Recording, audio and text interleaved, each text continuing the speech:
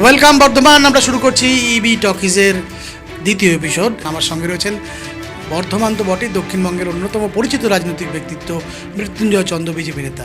মৃত্যুঞ্জয় দা, আপনাকে নমস্কার। স্বাগত। আপনাদের সকলকে নমস্কার এবং আপনাদের চ্যানেলের যত দর্শক আছে সকলকে আমি ভারতীয় জনতা পার্টির পক্ষ থেকে বৈদিক অভিনন্দন, শুভেচ্ছা। এটা কিন্তু দক্ষিণবঙ্গের সম্ভবত প্রথম পডকাস্ট সেট আপ। তো বর্ধমান বা দক্ষিণবঙ্গে এরকম পডকাস্ট সেট আপ এর আগে নেই। এই অনুভূতিটা কেমন? খুব ভালো লাগছে। আমি রাজনৈতিক জীবনে অনেক বিবৃতি দিয়েছি, কিন্তু পডকাস্টে আমিও আমার এই রাজনৈতিক জীবনে প্রথম, এবং আমাকে যে ডেকেছেন আপনারা, এই সুযোগ দিয়েছেন, তার জন্য আপনাদেরকেও আন্তরিকভাবে আমি শুভেচ্ছা জানাচ্ছি। আমরা যদি একটু পেছনে চলে যাই, 1952 সালে সাধারণ নির্বাচন হয়েছিল পশ্চিমবঙ্গের প্রথম। নির্মল চন্দ্র চ্যাটার্জি, এনসি চ্যাটার্জি, হিন্দু মহাসভার, তিনি প্রথম নির্বাচিত হয়েছিলেন হুগলি থেকে, হিন্দু মহাসভার পক্ষ থেকে। 1963 সালে তিনি বর্ধমান থেকে নির্বাচিত হয়েছেন। 1971 সালে তার মৃত্যু পর্যন্ত তিনি সাংসদ ছিলেন। এই যে এনসি চ্যাটার্জি থেকে মৌমিতা বিশ্বাস মিশ্র, দীর্ঘদিন পরে বর্ধমানে আপনাদের জয়, গোটা পশ্চিমবঙ্গে আপনাদের জয়, এতটা সময় লাগলো কেন? দেখুন, বাংলার যে রাজনৈতিক ইতিহাস, সেখানে দেখবেন স্বাধীন ভারতে পশ্চিমবঙ্গে প্রথম সরকার তো কংগ্রেসের। তাঁরা একটা প্রোপাগান্ডা নিয়ে চলেছিল। কংগ্রেস বরাবরই হিন্দু মহাসভা এবং তৎকালীন যে জনসংঘ ছিল তার বিরোধী ছিলেন। আরএসএসের বিরোধী ছিলেন কংগ্রেস। তারা চেষ্টা করেছে আমাদেরকে দাবিয়ে রাখা এবং সাধারণ মানুষের মধ্যে একটা প্রোপাগান্ডা ছড়ানোর চেষ্টা করেছিল। তারা সফল হয়েছিলেন। আমরা সাধারণ মানুষের কাছে পৌঁছাতে পারিনি। পরবর্তীতে সময়ের একটা মূল্য আছে, মানুষ মূল্যায়ন করেছে, মানুষের মধ্যে শিক্ষা এসেছে, চেতনা এসেছে। তারা বুঝেছেন যে এতদিন ধরে একটা দলকে সুযোগ দিলাম। প্রথম আমাদের এই বাংলায় কংগ্রেস দীর্ঘদিন রাজত্ব করেছে, 34 বছর সিপিএম রাজত্ব করেছে, আর 15 বছর তৃণমূল করল। সবাইকে দেখা হয়ে গেছে বাংলার মানুষের।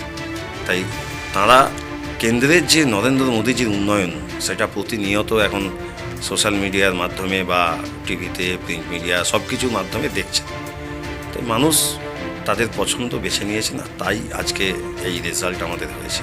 আচ্ছা, এই যে বিপুল জয়, সেটা বিশ্লেষণে আমরা নিশ্চয়ই আসব। আপনি প্রেক্ষাপট যেটা বললেন, কংগ্রেস নিশ্চয়ই স্বাধীনতার যে লিগাসি সেটা তারা সফলভাবে সেটা ভোগ করতে পেরেছে। তারপর আপনি বললেন কমিউনিস্টদের কথা।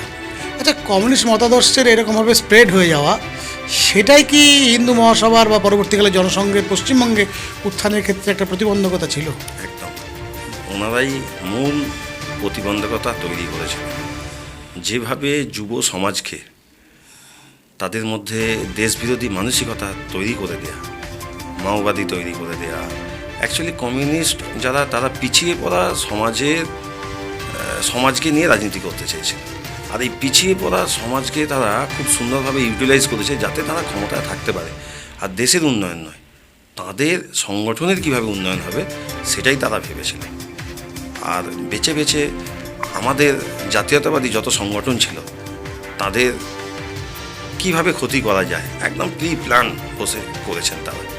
তারা সফল হয়েছেন, কারণ তাদের সহযোগী সরকার কেন্দ্রে কংগ্রেস ছিল আর এই রাজ্যে সিপিএম ছিল। যখন কংগ্রেস বিপদে পড়েছে, সিপিএম তাকে সহযোগিতা করেছে। আর যখন এই রাজ্যে সিপিএম বিপদে পড়েছে, কমিউনিস্ট বিপদে পড়েছে, তখন কেন্দ্রের কংগ্রেস তাদের সহযোগিতা করেছে। তাদের মধ্যে তো অনেকে আপনাদের সঙ্গে আসছেন, খগেন মুর্মু এসছেন, শঙ্করবাবু এসছেন। হ্যাঁ, তাঁরা তো বুঝেছেন। আপনি দেখুন, কমিউনিস্টদের তো এই রাজ্যে নিষিদ্ধ ঘোষণা করে দিয়েছিলেন সিদ্ধার্থ শঙ্কর রায়। তারপরে তো তাদেরকে বৈধ করেছে ইন্দিরা গান্ধী। তারপরে তো বেঙ্গল কংগ্রেস বলে আলাদা একটা। তখন থেকেই বাংলার যে রাজনৈতিক প্রেক্ষাপট, সেগুলো বদল হলো। এক সময়ে বিভিন্ন কলেজের অধ্যাপক, বিশিষ্ট আইনজীবী, মানে এডুকেটেড পার্সনরা রাজনৈতিক নেতা ছিলেন এই বাংলার। কিন্তু আপনি যদি লক্ষ্য করেন, সিদ্ধার্থ শঙ্কর রায়ের সময়ের পরবর্তী সময় থেকে বাংলায় যবে থেকে ইন্দিরা কংগ্রেস শুরু হয়েছে, তখন থেকে সিপিএমের কিছু গুন্ডা আর কংগ্রেসের গুন্ডা, তাদের হাতে বাংলা রাজনীতি চলে গেছে। তার ফলেই কিন্তু বাংলা এতটা পিছিয়ে পড়েছে। এখন এই হুলিগানিজম, গুন্ডা, এদের হাত থেকে মুক্ত করার প্রতিশ্রুতি দিয়ে আপনারা এসছেন। আমরা কেউ কেউ ভবিষ্যৎবাণী করেছিলেন, তার মধ্যে সিনিয়র সাংবাদিক অনেকে আছেন, আমি নাম করছি না, যে তৃণমূল কংগ্রেস হারলে কয়েক ঘন্টার মধ্যে দলটা ভ্যানিশ হয়ে যাবে। আমরা দেখলাম আশ্চর্যভাবে গণনা কেন্দ্রের ভেতর থেকেই দেখলাম যে দুপুর 12টার পর অনেকেই বিজেপি হয়ে গেলেন। এখন বিজেপির সংখ্যা দ্রুত বাড়ছে, তৃণমূলকে কার্যত দূরবীন দিয়ে খুঁজতে হচ্ছে। তো এই তৎকাল বিজেপি হওয়ার নিয়মটা কি? আপনার কাছে কোনো সলিড সোজা উপায় আছে? দেখুন, তৎকাল বিজেপি বলে কোনো কিছু হয় না। তৎকালে রেলের টিকিট হয় শুনেছি। এটা যারা চেষ্টা করছেন তারা ভুল করছেন। আমাদের বিজেপি সম্পর্কে তাদের ধারণা নেই। আসলে 2011-এ সিপিএম চলে যাওয়ার পর রাতারাতি সকলে তৃণমূল হয়ে গেছেন। এখন সেই ধরনের স্বার্থান্বেষী যারা রাজনীতিবিদ আছেন বা মানুষ আছেন, তারা ভাবছেন হঠাৎ করে আমরা গেরুয়া আবির মেখে নিয়ে, গলায় একটা গেরুয়া উত্তরীয় নিয়ে জয় শ্রীরাম বলে দিলেই বিজেপি হয়ে যাব। এটা সম্পূর্ণ ভুল। আমাদের দলীয় নেতৃত্ব সকলকে সচেতন করার জন্য আমাদের সম্মানীয় রাজ্য সভাপতি শ্রমিক দা তিনি বার্তা দিয়েছেন যে এইভাবে রাজনীতি হওয়া যায়, মানে বিজেপি নেতা হওয়া যায় না, রাজনীতি এরকম হয় না। আমরাও বলছি সোশ্যাল মিডিয়ায় বা জনে জনে ধরে ধরে বলছি, বিজেপি দলের সাংগঠনিক স্ট্রাকচার বুঝতে হবে। আমরা মনে করি সেবাই সংগঠন। বিজেপির সংগঠনের মূল মন্ত্র হচ্ছে সেবাই সংগঠন। সেবার মাধ্যমে সংগঠন করতে হবে। গেরুয়া তিলক পরে বিজেপি হওয়া যায় না, তার একটা নির্দিষ্ট প্রসেস আছে, সেগুলো মানতে হবে। আর আমাদের সদস্য আগে মিস কল দিয়ে হওয়া যে বিষয়গুলো ছিল, মিস কল দিয়ে হওয়ার পরও সেটা যাচাই হতো। শুধু মিস কলে দিলেই সে সদস্য হয়ে যেত না, একটা নির্দিষ্ট ফর্মুলাতে তার সমস্ত ডেটা দিয়ে আপডেট করতে হতো এবং সেটা একদম বুথ স্তরে যাচাই হয়ে জেলা সভাপতির মাধ্যমে তাকে পার্মানেন্ট সদস্য করা। এই ধরনেরই আছে যারা আমরা সদস্য আছি, স্থায়ী সদস্য আমরা আছি। কিন্তু নতুন করে যারা ভাবছেন যে আমরা হয়তো ওই নাম্বারে আবার মিস কল দিয়ে হয়ে যাব, এসব প্রসেস বন্ধ রাখা হয়েছে আগামী 3 মাস। আমাদের সম্মানীয় সভাপতি বলেছেন যে যদি কোনো সাংসদও কাউকে জয়েন করিয়ে থাকেন সেটাও অবৈধ। বর্তমানে আমাদের সভাপতি নির্ভর দল, সভাপতি শেষ কথা। একেবারেই, তাহলে বুঝতেই পারছেন মিসড কল দিয়ে আর বিজেপির সদস্য হওয়া যাবে না, অত সহজ নয়। রীতিমতো খেটে বিজেপিতে আসতে হবে, এটাই বার্তা দিচ্ছেন মৃত্যুঞ্জয়বাবু। কিন্তু ভোটের ফল প্রকাশের পর আপনারা সতর্ক আছেন, আপনারা যারা দায়িত্বশীল পুরনো আমরা দেখতে পাচ্ছি, ভোটের ফল প্রকাশের পর বিক্ষিপ্ত হিংসা হচ্ছিল। ডিএম এসপি আমাদের জেলার তারা মাঠে নেমেছিলেন, আপনারাও নেমেছিলেন কেউ কেউ, এবং সেটা অনেকটা কন্ট্রোল হয়েছে। কিন্তু আবার নতুন করে অভিযোগ আসছে আক্রান্ত হয়েছেন প্রাক্তন বিধায়ক মানগোবিন্দ অধিকারী। তো এই ধরনের ঘটনা কেন ঘটছে তা সত্ত্বেও? দেখুন, 15 বছরে এই বাংলায় যে অপশাসন চলেছে তার ফলে সাধারণ মানুষের জনরোষ এটা। যদি আমরা ভারতীয় জনতা পার্টি এবং প্রশাসনিক আধিকারিক যারা আছেন তারা কড়াভাবে এটাকে দমন করার চেষ্টা না করতেন, তাহলে কিন্তু আজকে অনেক রক্ত বয়ে যেত। পশ্চিমবঙ্গের ইতিহাসে এই প্রথমবার সরকার বদল হয়েছে এবং যারা ক্ষমতায় এসেছেন তাদের 2 জন কর্মী খুন হয়েছে, কিন্তু যারা ক্ষমতা হারিয়েছেন তাদের রক্তপাত সেভাবে হয়নি, যেটা আশা করেছিল মানুষ, কিছু হতে দেওয়া হয়নি। ছোটোখাটো যে ঘটনাগুলো সেগুলো বিজেপি কখনোই সমর্থন করে না। আমরা চাই স্বচ্ছ প্রশাসন এবং আমাদের দলের পক্ষ থেকে প্রশাসনকে বলা আছে যে আপনারা নিরপেক্ষভাবে কঠোর হাতে দমন করবেন। তাতে সে কোন দল করে, কত বড় মাপের নেতা, কোনো কিছু দেখার প্রয়োজন নেই। এটা আমাদের সম্মানীয় রাজ্য সভাপতিও বলেছেন এবং আমাদের নতুন মুখ্যমন্ত্রী, বিজেপির প্রথম মুখ্যমন্ত্রী সম্মানীয় শুভেন্দুদা, তিনিও একই বার্তা দিয়েছেন। একেবারে আপনি ঠিক বলছেন, কারণ সত্যি সত্যি এবারে আমরা রক্তপাতের নির্বাচন দেখেছি এবং আপনার শুনলে ভালো লাগবে। নির্বাচন যেদিন শেষ হয় আমাদের জেলায়, আমাদের অংশে দ্বিতীয় দিনের, সেদিন বর্ধমানের ইদিলপুরের পাশে যে চাষিমানা আছে, চাষিমানায় শিল্পী রঙ্গজীব রায় তিনি একটা ভাস্কর্য তৈরি করেছিলেন বালি দিয়ে, এই রক্তপাতের নির্বাচনকে স্বাগত জানানোর জন্য। এবং তাতে লেখা ছিল আমাদের বর্ধমানের দাশরথিতা, সাংবাদিক দাশরথিতা, তার একটা উদ্ধৃতি, ইদিলপুরের কাদের কয় ভোটার কারো বাপের নয়। তো এটা তো রক্তপাতের নির্বাচন, মানুষ তাকে উদযাপন করেছেন, কিন্তু এটা ধরে রাখতে হবে। আমি একটা অন্য প্রশ্নে আসছি। আমি বলতে পারি 2 দশক সব দোষটা তৃণমূল কংগ্রেসের ঘাড়ে না দেওয়াই ভালো। তার আগে থেকেই হয়তো সিন্ডিকেট রাজ বা অন্যান্য কিছু কিছু ব্যাধি, কিন্তু তৃণমূলের আমলে সেটা একটা মহিরুহের আকার ধারণ করেছিল। তোলাবাজির এই যে ব্যাধি, শাসক দল হলে তাতে অনেক লোক আসবে, আপনারা চাইবেনও একদিন না একদিন আপনাদের সংগঠন বাড়ুক, বিস্তার লাভ করুক। এই বিস্তারের প্রক্রিয়ায় মানুষ বাড়বে। তোলাবাজির ব্যাধি বিভিন্ন জায়গায় টোল ট্যাক্সের নাম করে তোলা আদায়, বিভিন্ন বাড়ি ঘর করতে গেলে তোলা আদায়, পুকুর ভরাট করার নামে তোলা আদায়, ঘর করতে গেলে তোলা আদায়, এই যে সর্বগ্রাসী তোলাবাজি, এই যে 75 এবং 25-এর যে রেশিওর কথা শোনা যেত, এটা কি আপনারা আদৌ আটকাতে পারবেন? আপনারা কি সিরিয়াস?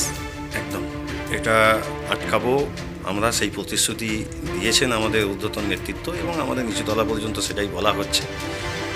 আর এটা আমরা আটকাতে পারবো, এই বিশ্বাসটা সাধারণ মানুষ রেখেছেন, তাই কিন্তু আজ আমাদের এত বিপুল জয়।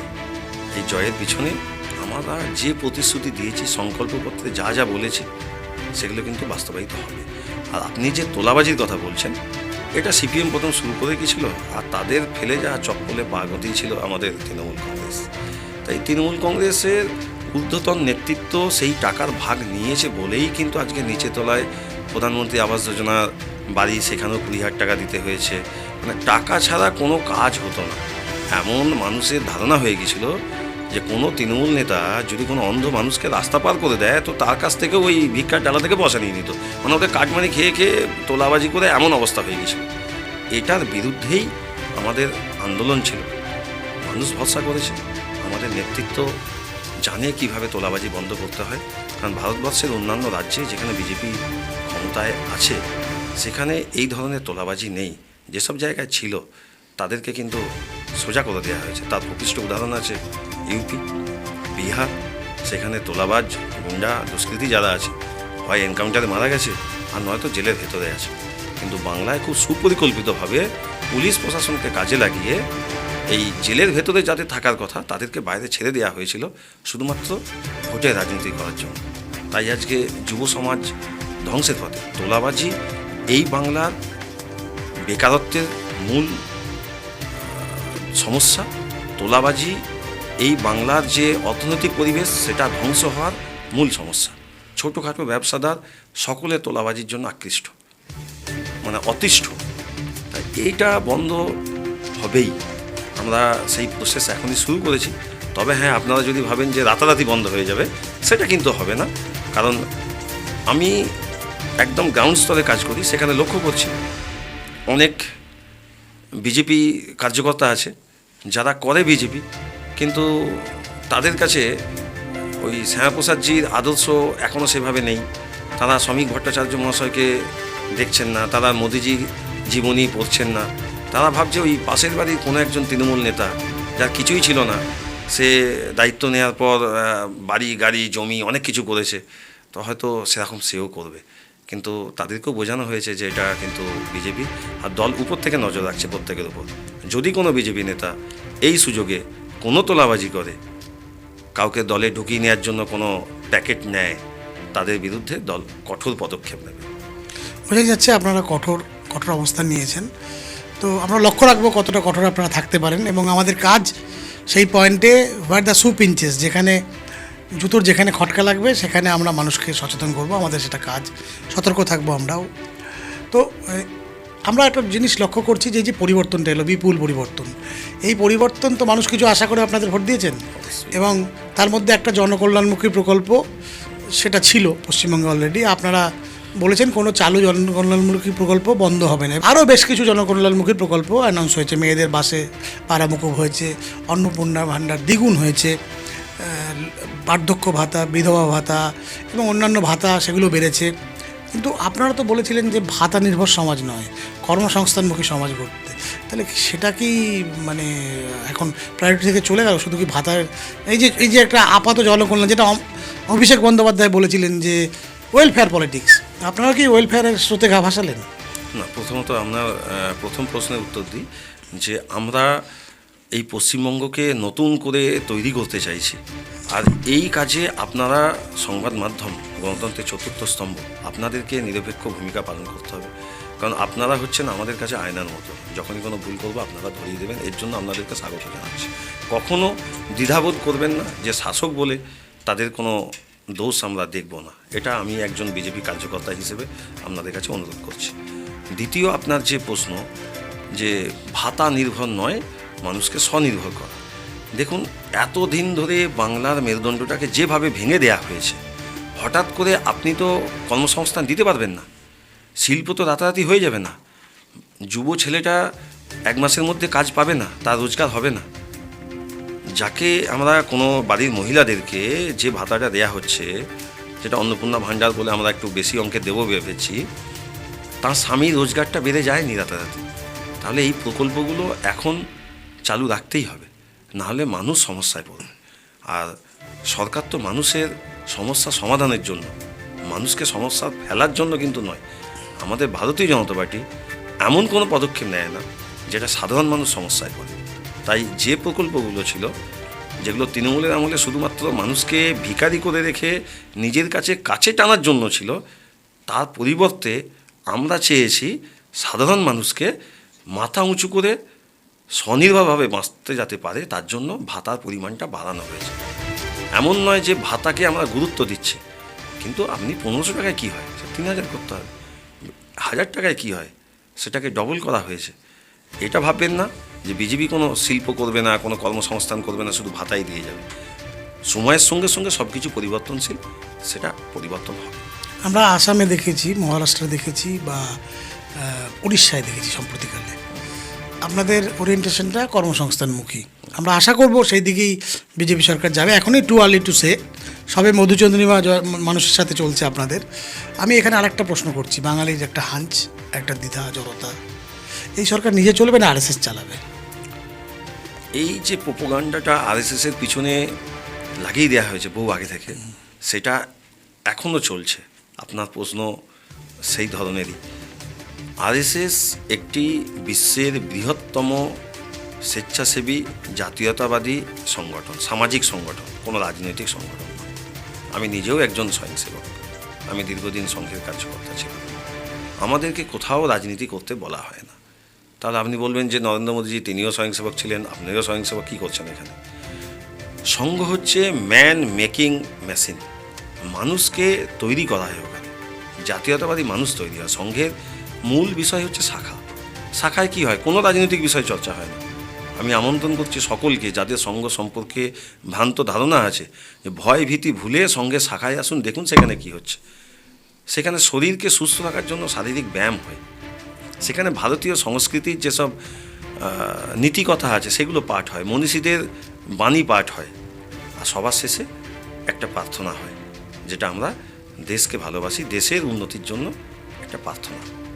এছাড়া শাখায় আর কিছু হয় না। যে মানুষটা প্রতিদিন শাখায় যাবে, শরীরচর্চা করবে, সে ফিজিক্যালি ফিট থাকবে। ফিজিক্যালি ফিট মানে মেন্টালি ফিট। সঙ্গে শাখায় গানও শেখানো হয়, দেশাত্মবোধ গান। যদি আপনি প্রত্যেক দিন গান, তাহলে আপনার মধ্যে জাতীয়তাবোধ আসবে। আপনি ভারত থেকে টুকরে হোঁকে ইনশাল্লাহ ইনশাল্লাহ বলবেন না, আপনি ভারত মাতাকে জয়ই বলবেন, জয় শ্রীরামই বলবেন, হর হর মহাদেবই বলবেন। তো এটাই আরএসএস শেখায় শাখায়। শাখায় একটা মানুষ তৈরি হওয়ার পর সে বিভিন্ন ক্ষেত্রে যায়। শিশুরা শাখায় যায়, সকলেই যেতে পারে, কিন্তু তারা কেউ শিক্ষকতা করে, কেউ ইঞ্জিনিয়ার, কেউ ডাক্তার, আবার কেউ মনে করে যে না, সমাজকে পরিচালনা করতে গেলে রাজনীতি ক্ষেত্রেও যা প্রয়োজন তারা রাজনীতিক ক্ষেত্রে আসে। কিন্তু সংঘ সরাসরি রাজনীতিকে কন্ট্রোল করে না। সংঘের স্বয়ংসেবক তারা রাজনীতি কন্ট্রোল করে। আমরা লক্ষ্য করে দেখেছি, মমতা বন্দ্যোপাধ্যায় যখন ক্ষমতায় আসীন হলেন, ঠিক তার কয়েক বছর আগে পর্যন্ত বাঙালি মধ্যবিত্ত জনসমাজ তাকে কিন্তু মানতে পারতো না। নিচের তলায় তার কিছু আন্দোলন ছিল, কিছু লড়াই ছিল। মধ্যবিত্ত জনসমাজ যখন নেমে পড়ল তার হয়ে, যখন কলকাতায় বিভিন্ন নন্দীগ্রাম ইস্যুর পর, সিঙ্গুর ইস্যুর পর বুদ্ধিজীবী, মধ্যবিত্ত, কবি, সাহিত্যিক, লেখক, চিত্র পরিচালক, তাদের যে ঢল নামলো, এবার পশ্চিমবঙ্গের জনসমাজে আপনাদের সম্পর্কে একটা জড়তা ছিল, আপনি মানুন বা না মানুন, জড়তা ছিল। এই জড়তাটা এবার আমরা যখন কাজ করতে নামলাম, মধ্যবিত্তের ক্ষোভ, তার অপ্রাপ্তি, তার হতাশা, তার একটা আকাঙ্ক্ষা খুব প্রকট হয়ে উঠেছিল। এই ট্রান্সফরমেশনটা কী করে ঘটলো? এটা কি ভেতর থেকে ঘটেছে, না স্বতঃস্ফূর্তভাবে ঘটে গেল? না, দীর্ঘদিন ধরে মধ্যবিত্ত তারা অবাঞ্ছিত থেকে গেছে, তাদের মনস্কামনা পূরণ হয়নি।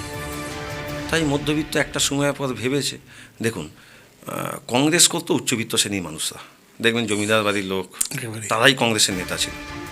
তারপরে এলো আপনার সিপিএম। সিপিএম কী করলো, তারা গ্রামের যে ভৌগোলিক পরিবেশ দেখবেন, গ্রামের মাঝে সবসময় মধ্যবিত্ত মানুষরা উচ্চবিত্ত মানুষ বসবাস করে, উচ্চ শ্রেণীর মানুষ, উচ্চবিত্ত মানুষ গ্রামের মাঝে বসবাস করে। আর গ্রামগুলোর চারপাশে দেখবেন প্রান্তিক শ্রেণীর মানুষ বসবাস করে, মানে যাদেরকে আমরা এসসি এসটি এই ধরনের বলি। তা সিপিএম ওই চারধারে মানুষগুলোকে নিয়ে রাজনীতি করতে শুরু করেছিল, কিন্তু গরিবকে গরিব রেখে রাজনীতি করে গেছে। শ্রমজীবী মানুষের কথা বলেছে, কিন্তু কলকারখানা বন্ধ করেছে, শ্রমিকের পেতে লাট মেরেছে সিপিএম। আবার কৃষিজীবী মানুষের কথা বলেছে, সেখানেও সমস্যা তৈরি করেছে। বলেছে আমরা প্রান্তিক শ্রেণীর দল, গরিবের দল, তাদের যত নেতা সব দেখবেন উচ্চবর্ণের মানুষ, ব্রাহ্মণ সম্প্রদায়ের মানুষ সিপিএমের। পরবর্তীতে তৃণমূল এলো, তৃণমূল এসে তারা কিন্তু এইসব আর কোনো কিছুই ভাবলো না। তাদের একটাই ছিল অর্থ, মস্তানি। যার পিছনে 5টা ছেলে আছে, যে সন্ধেবেলায় মদ খাইয়ে পাড়ায় গুন্ডামি করতে পারে, সেই ছিল বড় তৃণমূলের নেতা। কোনো আদর্শ শিক্ষা এগুলো কিন্তু সেভাবে ছিল না। সবাইকে খারাপ আমি বলছি না, কিন্তু বেশিরভাগ অংশটা এটা হয়ে গেছিল। আর মধ্যবিত্ত শ্রেণীর মানুষ, যারা খুব বেশি অর্থের চিন্তা করে না, যারা পড়াশোনাটা করে একটু শান্তিতে বাঁচতে চায়, তাদের পথের বাধা হয়ে দাঁড়িয়েছিল তৃণমূল কংগ্রেস। কারণ উচ্চবিত্তের কাছে তৃণমূলের মস্তানরা পৌঁছাতে পারতো না, কারণ তাদের বড় নেতাদের সঙ্গে সেটিং আছে। নিম্নবিত্ত, তাদের তো কিছু দেয়ার নেই। মাঝে রইল কারা? মধ্যবিত্ত, যারা কোনো ঝামেলায় জড়াতে চায় না। তৃণমূল এই সুযোগটা নিয়ে পুলিশ প্রশাসনকে কাজে লাগিয়ে তোলাবাজিটা শুরু করলো। তার ফলে মধ্যবিত্ত মানুষ যারা, তারা বুঝলেন যে এই তৃণমূলকে আর রাখা যাবে না। আচ্ছা, এই যে সামনে তো রাজনীতি তো থেমে থাকবে না, আমরা দেখছি স্বপন দেবনাথ তিনি এসেছিলেন জেলা শাসকের সঙ্গে দেখা করতে, রবীন্দ্রনাথ চট্টোপাধ্যায় এসেছিলেন জেলা শাসকের সঙ্গে, পুলিশ সুপারের সঙ্গে দেখা করতে। ওরাও রাস্তায় নামছেন, বামপন্থীরাও আছেন, যদিও একটা সিট পেয়েছেন তারাও প্রাসঙ্গিক হয়ে উঠতে চাইছেন। প্রতিদ্বন্দ্বী হিসেবে আপনারা কাদের বেশি পছন্দ করবেন, তৃণমূল কংগ্রেস না বামপন্থীদের, বামপন্থী এবং কংগ্রেস? দেখুন, প্রতিদ্বন্দ্বী যে কেউ হতে পারে। আমাদের প্রতিদ্বন্দ্বী পছন্দের কোনো তালিকা আমরা রাখিনি। আমরা যদি কোনো ভুল করি, যে কোনো রাজনৈতিক দল ভারতবর্ষে স্বাধীনভাবে তারা আমাদের প্রতিপক্ষ হয়ে উঠতে পারে, এতে কোনো বাধা নেই। কিন্তু আপনি যেটা বলছেন যে তৃণমূলের নেতারা সেদিন ডিএম অফিসে এসেছিলেন, আমিও একটা কাজে গিয়েছিলাম, দেখলাম। কিন্তু পার্থক্যটা বুঝলেন, 2021-এ যখন বিজেপি হেরেছিল, বিজেপির কত ছেলে ঘরছাড়া হয়েছিল, কত জনের প্রাণ গিয়েছিল। আমাদের থানায় যাওয়ার মতো পরিস্থিতি ছিল না। পুলিশ সম্পূর্ণ বলে দিয়েছিল আমাদের উপর থেকে নির্দেশ আছে এখন কিছু না করার। কিভাবে হত্যা করা হয়েছিল। এবং যখন আমাদের উচ্চ নেতৃত্ব থানায় পৌঁছানোর চেষ্টা করলো, তাদেরকে সেন্ট্রাল বাহিনীর প্রোটেকশন নিয়ে যেতে হয়েছিল। আর তৃণমূলের যে নেতারা সেদিন ডিএম অফিস এসেছিলেন, তাদের সঙ্গে কোনো পুলিশ প্রশাসন কারোর প্রয়োজন হয়নি। এটা বিজেপির সুশাসন, এটা পার্থক্য। এটাই তো কাঙ্ক্ষিত, এটাই তো হওয়া উচিত, এটাই তো রাজনীতি। আমাদের দল কমন লেভেল বলেছেন যে হিংসা রাজনীতি পশ্চিমবঙ্গ থেকে দূর করতে হবে। এটি কিছু সমস্যা হচ্ছে আমাদের গ্রাম স্তরে। যার ঘরটা ভেঙে রেখেছে, যাকে মেরে রেখেছে, সে পাল্টা মারতে যাচ্ছে। যখন আমরা আটকাচ্ছি, বলছি, আমাদের মতো নেতৃত্ব বলছি, তারা কখনো কখনো আমাদের প্রতি বিরূপ হয়ে যাচ্ছে। তাদেরকে আমাদের বোঝাতে হচ্ছে যে আমরা এই হিংসা রাজনীতিটা পশ্চিমবঙ্গ থেকে চিরতরে মুছে ফেলতে চাইছি। কারণ আজকে যার বাড়ি মারধর হবে, যার বাড়ি ভাঙচুর হবে, সে কিন্তু বসে থাকবে না। তার বাড়ির যে শিশুটা, সে সেটা দেখছে যে আমার বাড়ির ওপর অত্যাচার করে গেল এই ছেলেটা। তাহলে কোনো সরকার চিরস্থায়ী নয়। একটা সময়ের পর যখন পরিবর্তন হবে, তখন সে প্রতিশোধ নেওয়ার চেষ্টা করবে। সেটা যাতে না হয়। ভারতবর্ষের অন্যান্য রাজ্যে রাজনৈতিক হিংসা নেই, কিন্তু এই বাংলা, যেটাতে সবথেকে বেশি মনীষী এখানে জন্মগ্রহণ করেছেন, বুদ্ধিজীবী মানুষ সবথেকে বেশি বাংলা, আর সেই বাংলায় এই হিংসার পরিবেশ, হিংসা রাজনীতি, এটা বন্ধ করে শ্যামাপ্রসাদজির যে স্বপ্ন, সেটা যাতে পূরণ হয়, সেই চেষ্টা বিজেপি করছে। আমার আর দুটো প্রশ্ন আছে। 1 নম্বর প্রশ্ন হচ্ছে, একটা ধারণা আছে, একটা কনসেপশন আছে, সেটা হচ্ছে বিজেপি মানে হচ্ছে উত্তর ভারতীয়দের দল, বাঙালির দল নয়। এই ধারণাটাকে এখনও তো রয়ে গেছে সমাজের ভেতরে, কাউন্টার করার জন্য আপনারা কী করবেন? দেখুন, আমরা ভোটের আগে যে পথসভা করেছি, প্রত্যেকটা শক্তি কেন্দ্র ধরে ধরে আমরা পথসভা করেছি। আমি অনেক পথসভায় বক্তব্য রেখেছি এবং প্রতিটা জায়গায় মানুষকে বোঝানোর চেষ্টা করেছি যে বিজেপি বর্তমান যিনি কেন্দ্রের সভাপতি আছেন বা আমাদের প্রধানমন্ত্রী যিনি আছেন, তাঁরা হয়তো অবাঙালি, কিন্তু বিজেপি দলটা তৈরি যিনি করেছিলেন তিনি বাঙালি, তিনি বাংলার বাঘ আশুতোষ মুখার্জির সুযোগ্য সন্তান শ্যামাপ্রসাদ মুখার্জি। আমাদের বাংলার দুর্ভাগ্য ছিল যে শ্যামাপ্রসাদ মুখার্জির তৈরি দল ভারতবর্ষের অন্যান্য রাজ্যের মানুষ তারা কিন্তু এই দলকে ঘৃণা করেনি বাঙালির দল বলে, তারা মেনে নিয়েছেন দলটার আদর্শকে সম্মান করে। সেখানে শাসন করেছে বিজেপি, প্রতিটা বাড়িতে সরকারি অফিসে শ্যামাপ্রসাদজির ছবি ছিল, কিন্তু শ্যামাপ্রসাদজির যে জন্মস্থান সেই বাংলার সরকারি অফিসে তার ছবি ছিল না, বাংলার সিলেবাসে তার ইতিহাস পড়ানো হয়নি, বাঙালিদেরকে ভুলিয়ে রাখা হয়েছিল শ্যামাপ্রসাদজির অবদান সম্পর্কে। কিন্তু এখন মানুষ বুঝতে পারছে, আমাদের সরকারি অফিসে শ্যামাপ্রসাদজির ছবি যখন দেখবে ছোট ছেলেরা তারা কোয়ারি করবে, সবার হাতেই মোবাইল আছে, গুগল সার্চ করবে শ্যামাপ্রসাদ মুখার্জি কে ছিলেন, জানতে পারবেন।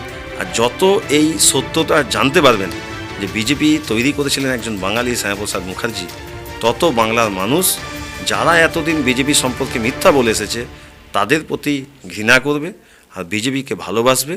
আজকে যে 207 রেজাল্ট দেখছেন, আগামী দিনে এটা কতটা যায় সেটা শুধু দেখুন। আমার তো দৃঢ় বিশ্বাস যে আমাদের রেজাল্ট আরও বাড়বে, মানুষ এই দলটাকে এতটা ভালোবাসবে যে বাংলা থেকে এই দল কবে যে চলে যাবে সেটা এখনও কেউ ভাবতে পারছে না। শেষ প্রশ্ন আমার, শেষ প্রশ্নটা খুব সোজাসুজি। বাঙালি খেতে ভালোবাসে, ভোজন রসিক বাঙালি, ভ্রমণ রসিক এবং ভোজন রসিক, ঘুরতে ভালোবাসে, খেতে ভালোবাসে। বিজেপি ক্ষমতায় এলে বাঙালির মাছ ভাত খাওয়া, পাঁঠার মাংস খাওয়া, খাসির মাংসের ঝোল দিয়ে রবিবারের দুপুরে ভাত খাওয়া এগুলো বন্ধ হয়ে যাবে। এইটা থাকবে না আমাদের সেই শুদ্ধ শাকাহারী ভোজনে অভ্যস্ত হয়ে উঠতে হবে? দেখুন, এই যে এইগুলো এক একটা প্রোপাগান্ডা, বিজেপিকে বদনাম করার চেষ্টা। তৃণমূল কংগ্রেস এর আগে বাংলা তার নিজের মেয়েকে চায় বলে ক্ষমতায় এসেছিল, বাঙালি বিহারি যেটা বাইরে বলছেন এই বলে তারা ক্ষমতায় আসার পর কি দেখলাম আমরা, যে লোকসভায় ইউসুফ পাঠানকে গুজরাট থেকে নিয়ে এসে এখানে প্রার্থী করলো। এখানে কোনো বাঙালি তৃণমূলের প্রার্থী ছিল না। এখন আমি যেখানে বসে আছি এখানকার সাংসদ কে? তিনি একজন অবাঙালি, তাকে নিয়ে এসে করলো। এগুলো মিথ্যা। এবং এই ভোটের আগেও একটা চেষ্টা চলেছিল যে বিজেপি ক্ষমতায় এলে নাকি মাছ মাংস খাওয়া বন্ধ করে দেবে।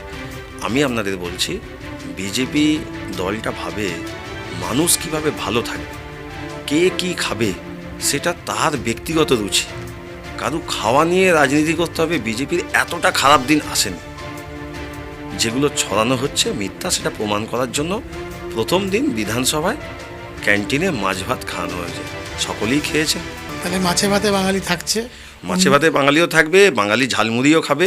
ঝালমুড়ি খেলেন প্রধানমন্ত্রী, ঝাল লাগলো মুখ্যমন্ত্রী, তৎকালীন মুখ্যমন্ত্রীর। এই ধরনের নোংরামোগুলো বুঝে গেছে মানুষ। আপনারা কতটা বাংলার উন্নয়ন করতে পারেন? উন্নয়নমুখী বাংলা, কর্মসংস্থানমুখী বাংলা, নতুন দিনের বাংলা আপনাদের হাত ধরে গড়ে ওঠার যে প্রতিশ্রুতি আপনারা দিয়েছেন সেটা কতটা কার্যকর হয়, কত দিনে কার্যকর হয় আমাদের লক্ষ্য থাকবে। এবং আপনার সাথে আবার আমাদের মিট হবে। আপনাকে অনেক শুভেচ্ছা, অভিনন্দন, ভালো থাকবেন আপনি। আজকের এই পডকাস্ট এখানে শেষ করছি। নমস্কার, আপনাকেও আমার পক্ষ থেকে শুভেচ্ছা অভিনন্দন।